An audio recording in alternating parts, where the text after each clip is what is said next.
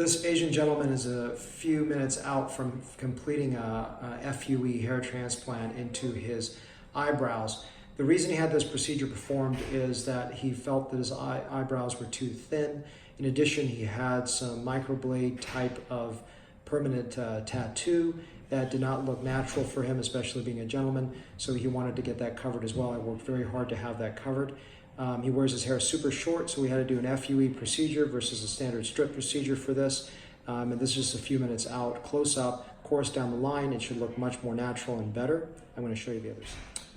One thing I would just want to mention also with eyebrow transplants for Asians is that it's very, very important to have low angles and to pick the finest hairs. And so this is important for him because you don't want to have this look too straight or too coarse. And I believe he's going to have an incredibly natural result. What's interesting is that a huge number of my patients that are having these procedures done are ethnic, and I think the two hardest eyebrow transplants are African American and Asian, but we do that routinely here, so I'm hoping he has a great result, but this is just a close-up result right after the procedure.